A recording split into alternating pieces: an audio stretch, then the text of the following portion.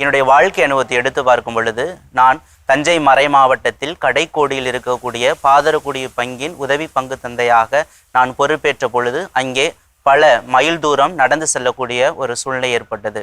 அந்த மக்களுடைய வாழ்வாதாரமானது அவர்கள் நடந்து சென்றுதான் தன்னுடைய வாழ்க்கையை பெறக்கூடிய ஒரு சூழ்நிலை அவர்களுக்கு ஏற்பட்டது. அவர்கள் அன்றன்று உழைத்து அதன் மூலம் தன் பிழைப்பை நடத்தக்கூடிய ஒரு வாழ்க்கை முறையாக இருந்தது.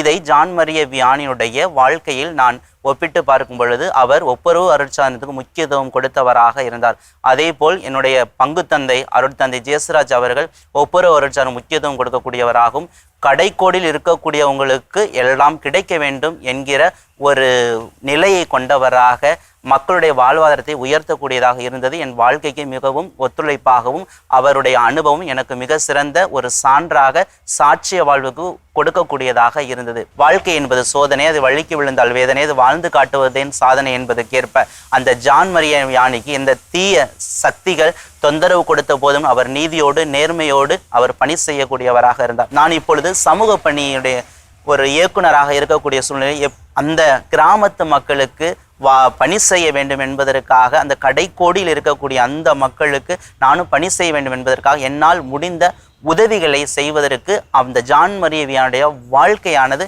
எனக்கு உறுதுணையாக இருந்தது. அந்த ஆர்ஸ் நகர மக்களையே மனமாற்றம் அடைய செய்தாரோ அதே போல் அந்த மக்களையும் மனமாற்ற வேண்டும். அவருடைய வாழ்க்கை துரத்தை உயர்த்த வேண்டும். பொருளாதாரத்தில் சமுதாயத்தில் பின்தங்கி இருக்கக்கூடிய மக்களுக்காக நானும் பணி செய்ய வேண்டும் என்பதுதான் இந்த ஜான் மரிய வியானுடைய வாழ்க்கை முறை என்னிடையே மாற்றக்கூடியதாக இருந்தது.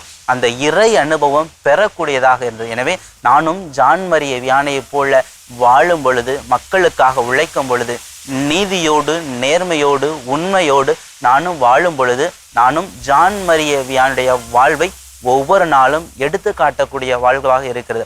ஆண்டவர் இயேசு கிறிஸ்து எப்படி சென்ற இடமெல்லாம் நன்மையை செய்து வந்தாரோ அதே போல் நானும் நன்மையை செய்து வாழும் பொழுது, நல்லது செய்தால் ஆண்டவரிடம் வெற்றி வாகை பெறுவோம், தீயது செய்தால் நாம் தண்டனை பெறுவோம் என்ற வார்த்தைக்கேற்ப நாமும் நல்லது செய்து வாழும் பொழுது ஆண்டவருடைய அந்த இறையாட்சி பந்தியில் ஒரு நாள் அமர்வோம் என்ற ஒரு சிந்தனை என் மனதிற்கு தோன்றியது.